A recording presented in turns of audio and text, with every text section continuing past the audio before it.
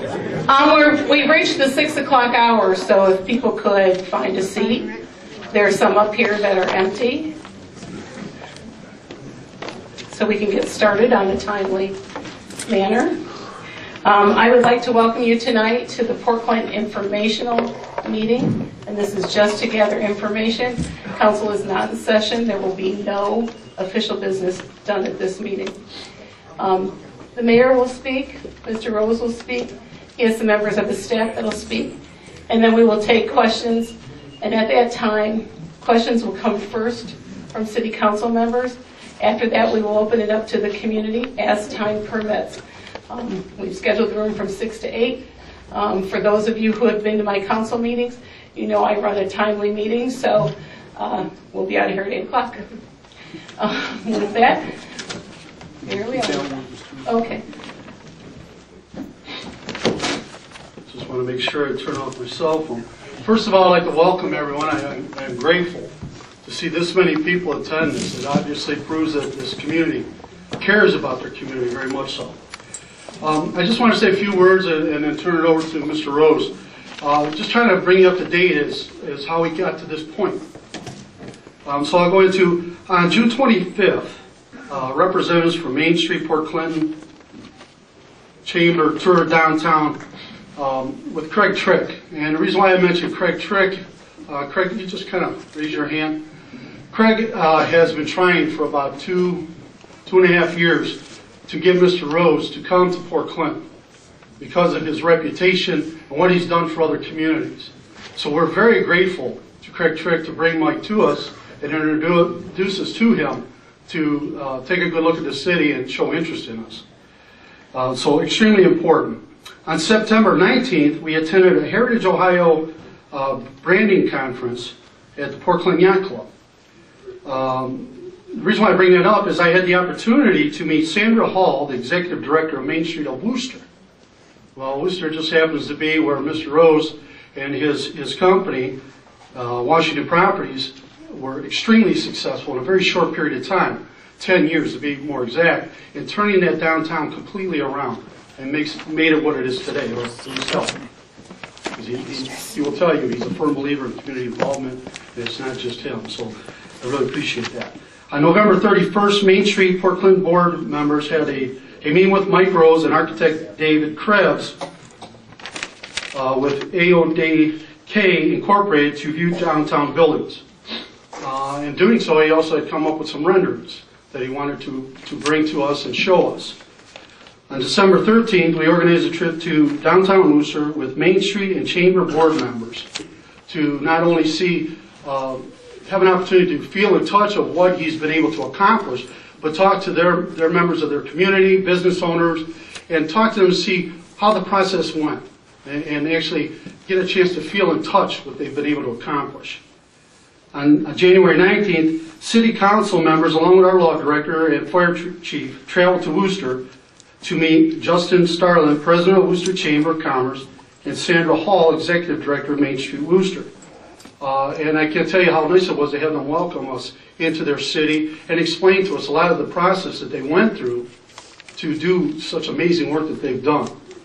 So obviously we're looking for people or communities that really have what we're looking for, to really move our city in a forward direction. And they were very helpful in giving us that information. So it was a very important trip for us.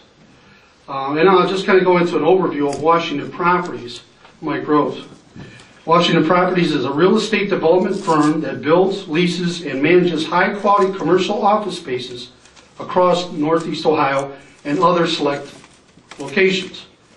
Washington Property remains a leading force in the revitalization of older central business districts in Ohio, most notably Medina Public Square and Worcester's Liberty Street corridor. The firm has built, leased, and managed a variety of attractive retail storefronts and professional offices, suited as well as mixed-use development featuring market-rate residential lofts, spurring activity by other investors and creating a true sense of community, stabilizing and sustainability. Washington Property founder Mike Rose believes in a holistic approach to community building, For that reason, the company helps establish and sponsors free public events in the communities it serves. These events include Medina's popular Arts in the Park and Winter Ice Sculpting Festival, as well as Worcester's Growing Arts and Jazz Festivals. Washington Properties received the coveted Best Historic Rehabilitation Award from the Downtown Ohio Heritage Ohio for its adaptive reuse of an historic property to create Liberty Street Commons, a 3-story mixed-use development encompassing more than 30,000 square feet of retail and professional space in downtown Worcester. And with that, I'd like to introduce Washington Properties' Mike Rose.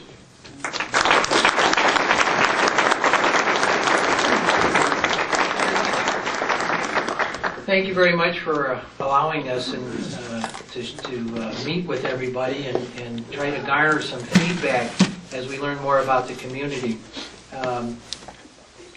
We get invited to lots of communities, and we meet with lots of communities, and we're pretty selective on who we want to do business with. And it's based on our interactions with the people we meet. And we've been very pleased with everyone we've met here in Port Clinton, and think there's tremendous opportunities for the community. There's just so much potential and possibilities. But the people are the key to making that happen.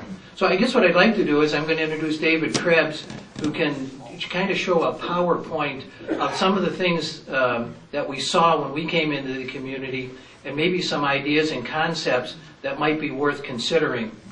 And then we would like to get some questions and some feedback and comments from some of the things we're sharing. Again, I want to be real clear on what we're talking about are just concepts. They're just ideas. We're not saying these are things that have to be done, but I think it's a starting point to kind of paint a picture, create a vision, and then we can build on that. It's like starting with a block of clay and then we'll mold it into something. And I think everybody's hands have to be on that clay. So I really am just overwhelmed with how many people came out to see this, to hear about this and share their ideas. So I thank you all for doing that. So, anyways, David, I don't know where David is. Thank you.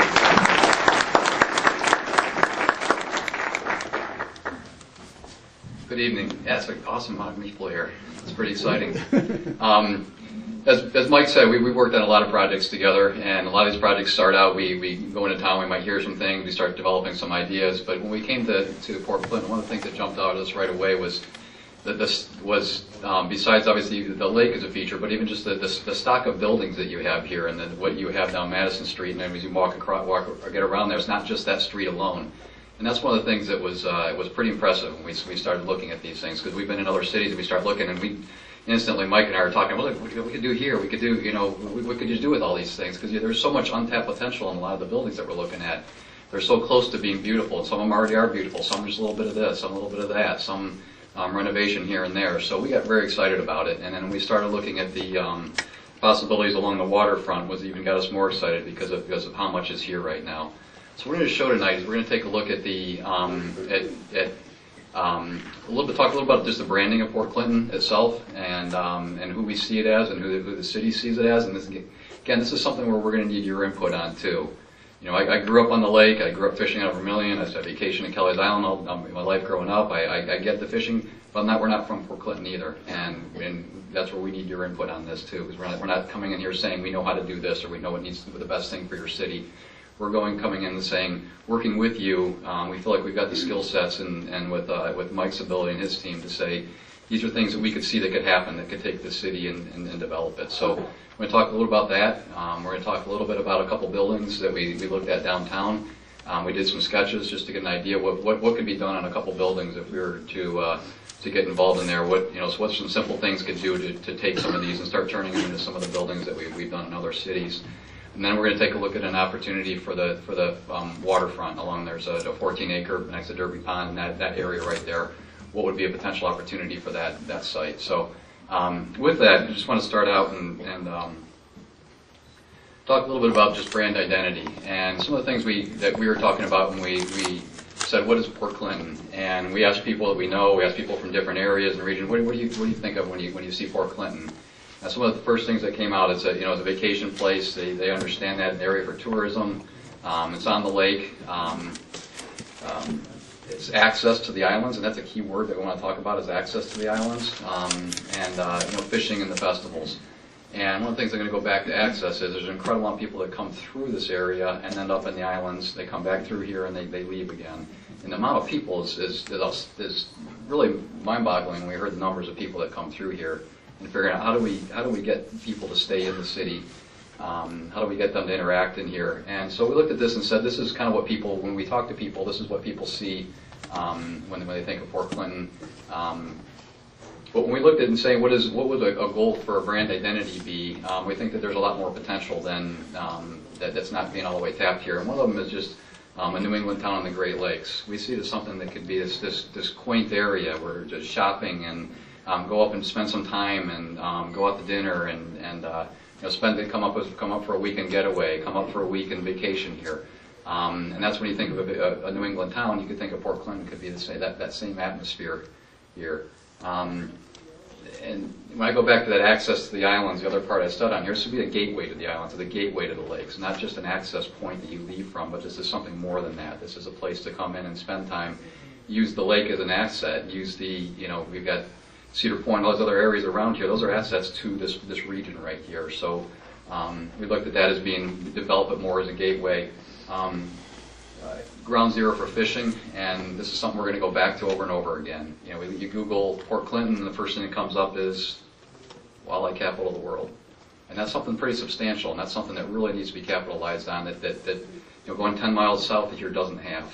This is the spot right here, and it is a threshold point for that. So everything we're going to talk about when we start getting into branding the city, we really think is going to revolve around that particular point.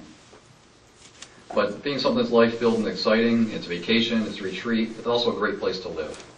And trying to, this isn't all about just tourism coming through and tourism coming out. We want to develop something that's for the city too, that people are living here can enjoy.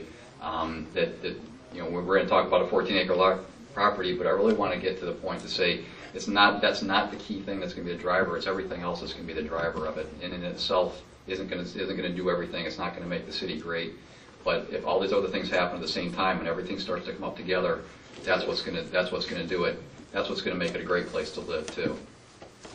And family-oriented tourism, we think that that's going to be a big part of it too, as we go along. So in looking at that, we said, okay, how do we get to what people see it and say this romantic view of New England town? How do we get to that point? And what are the steps we would need to do that? And there's been some strategic plans that have been done. I think that there's still some more work that can be done on those in terms of developing the infrastructure of the downtown. I think that there's a master plan that includes getting to the waterfront that needs to happen. And from that master plan, we put on here setting up entities to accept and hold properties.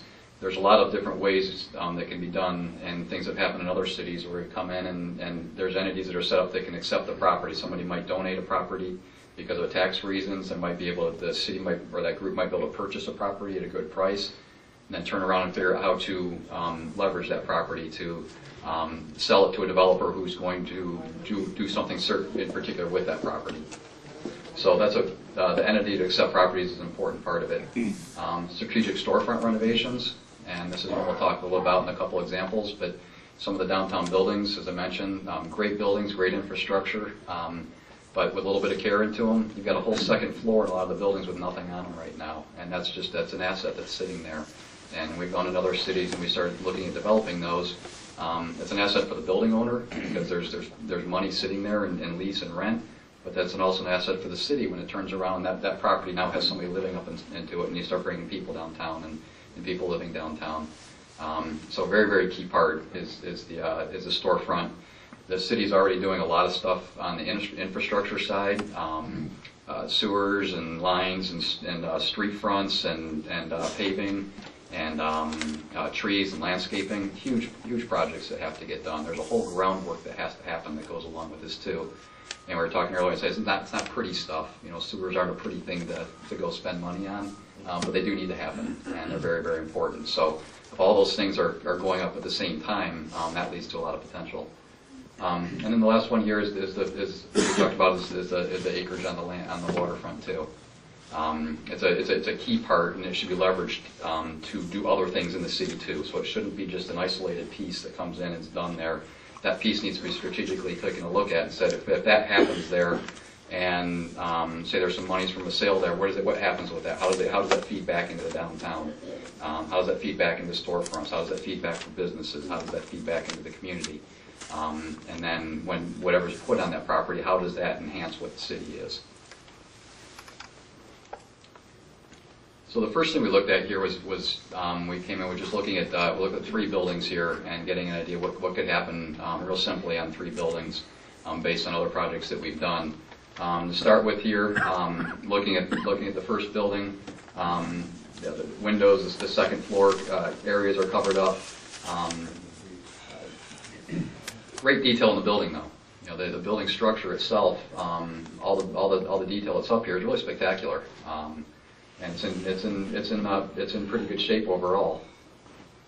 So what we looked at here is if we were to come into that building, come in and take out put in some glass up on the upper floors here. They do a little bit of work on the canopy area, a little bit of work on the windows downstairs. But really the key was this piece here. You see, we're not even changing this other than probably power washing off the building, but putting that in, taking a look at moving that back to leasable space, whether it be apartments or business or whatever it is. One of the things we found is the apartments that's a pretty easy one that's happened over and over again, is that putting the residential up on those floors is something that's gone very fast. In the cities we've done that in, pretty much 100% leased, and that's Mike on that, but pretty much leased out every time another set of them are built. And we feel like there should be a threshold point that we're going to hit that says, okay, the city can handle this many spots. Next ones are built, they're leased out again. So they really haven't found what that threshold point is, where they're not leased. And that when they're done well and cleaned up. The other thing we're looking at the building here, if you look at just the side here, this building here is a very nice building. We could put a little crown on the top of the building and change the building with a simple piece of trim that would go up on top of the building. Same thing to the south here. Could put a little trim there. Same thing. Downstairs below here. Very nice building. The trim work and the detail on the doors, that whole area is very nice. This area right through the middle here, a little bit of trim there. Again, could change it. We're not looking at major structural changes. We're not taking out windows. We're not whittling new walls. We're just saying what could go in to clean up and just to bring back some of the character that it was. You look at some of the old photos, and a lot of the buildings was there at one point that's been taken off at some point for one reason or another. We looked at the corner of Madison and East 2nd Street, and right now the building, again, the upper area is all through here. Trim work's very nice. There's some tuck pointing and things like that that could be done. But overall, the bones of the building are great.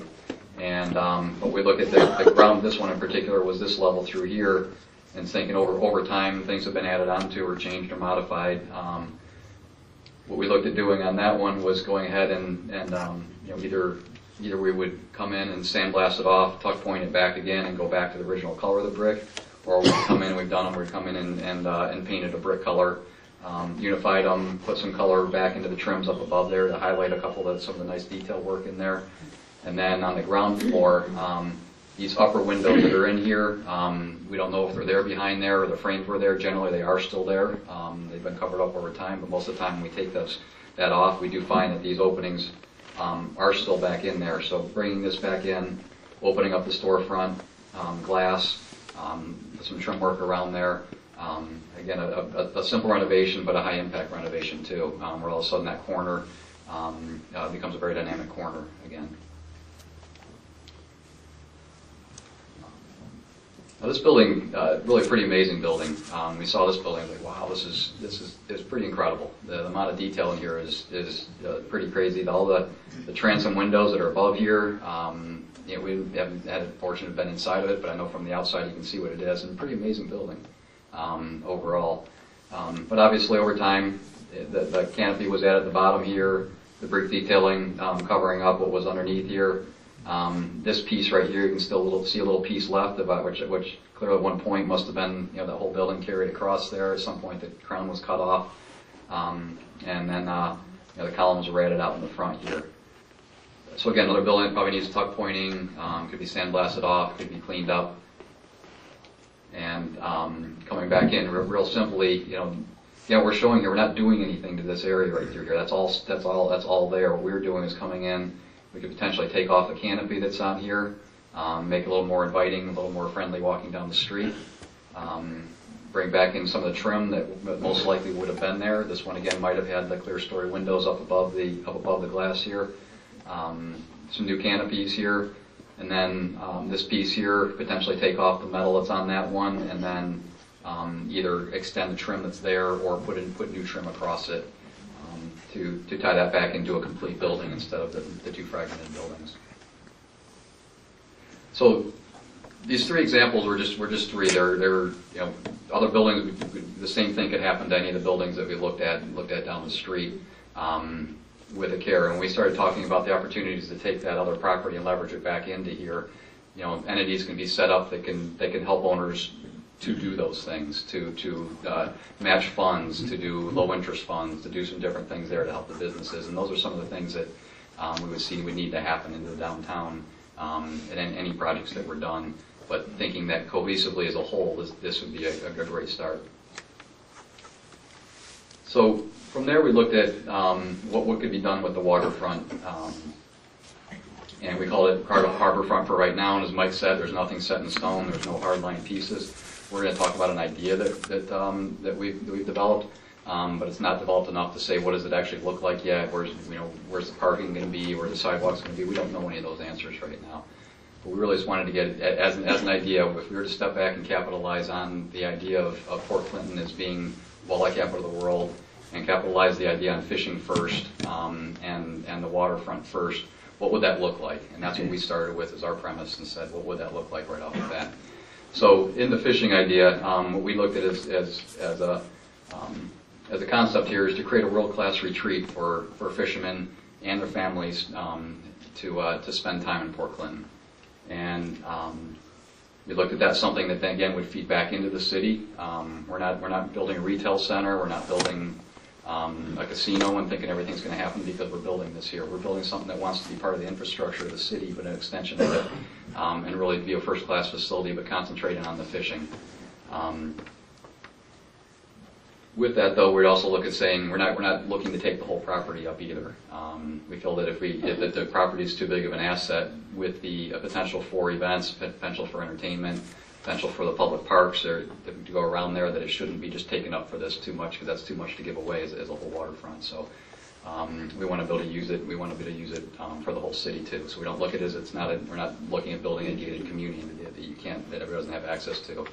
We look at it as a street front that people will walk down. And as we get through the presentation, we'll show you a couple images of projects that kind of get that kind of character in the feel that we're looking for in here.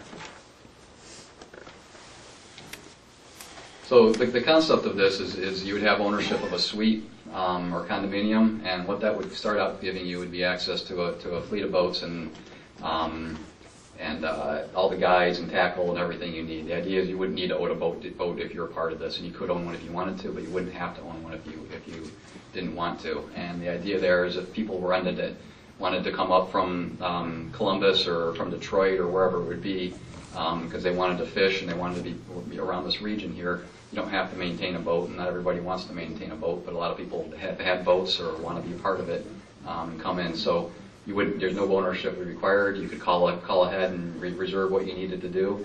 And if you want to use the boat for water skiing or jet skiing or whatever else you wanted to do up here, it's all for that. But starting with the fishing is the concept. So we kind of played out what a typical day could look like if you were to come up and spend some time here. Say you owned it and you came up from Columbus and you wanted to spend some time when you're bringing up some friends, or you're bringing up as a corporation and wanted to bring some people in from out of town to entertain. What a typical day would look like. So if you came into it, you would get into the building, talk to the concierge and say, where are the fish fighting? You might not be from here, so you might not know. You might not be tracking what's going on. To say, hey, the fish are here. The walleye are here. They're at this height. They're biting on this. They're trolling at this speed. This is how they're catching them. This is what they're doing. The concierge tells you where they are. You get your guys or whoever you're with and say, hey, what do you guys want for lunch? The chef puts together some picnic baskets for you. He gets your pop or your beer or whatever it is you're going to do there. You go out in your boat's already lined up, the size of boat with the rods already on it. Your GPS is already plugged in for what you want to have onto it. And you go out and fish. And whether you want to take a guide with you or you go yourself with your group, then you go out and you fish. At the end of the day, you come back in, you hand the keys back off. Dockhand takes your fish that you caught and say we caught 12 walleye, and you say, hey, I want 6 of them. Why don't you take 6 of them? Have them give them to the chef. We're gonna have those for dinner tonight. Take the other 6, go ahead and cut them up and put them in my cooler, in my freezer. Go ahead and take a shower, get ready for dinner. Come down and your food's cooked for you. And then you might retire up to a lounge on it. Or that night you say, hey, we said fish last night. Let's go ahead and go out into town and have fish. You're not spending the last hour cleaning the boat up and getting everything ready for the next day. You come out the next day and everything's sitting there ready for you to go again immediately.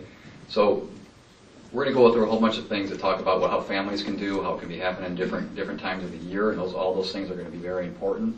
But if we look around and see, there's fishermen all over the world, all over this country that fly all over the place or travel all over the place to go fishing. And an opportunity to say, what's the best opportunity to go fishing on the Great Lakes, and say it's right here, whether it be for walleye or perch or bass or whatever the season is. So the lodge itself, that's one of the main pieces that we're looking at putting on here is a lodge. And the lodge itself would be it's a world-class level lodge. We'd like to do an indoor pool. We'd like to have it set up to be a spa. We're thinking it would have a very fine restaurant in it. Everything from room service to health facilities to banquet facilities. It would have all those things built into it. And some of those things would be built for us to be able to maintain it and be able to do some different things the rest of the year too. We would have a banquet facility. We throw out 200 as a number. This hasn't been analyzed to say is it 200, is it 250, is it 150, what it is. But the idea of doing a decent banquet facility here. And besides doing things, we could do corporate retreats or weddings, trade shows, any of those kind of things could happen in here. It could be all fully catered on the property. But those are things that could bring the 365 a day a year people through here as having something that was very prime in this area. They could draw people from a pretty good region. We're showing pictures here of a corporation or something like that, bringing their people up here, spending a week, doing some meetings in the morning in the banquet facility, fishing in the afternoon, going out to dinner in the town, using the area like that. The suites, again, we haven't done a market study of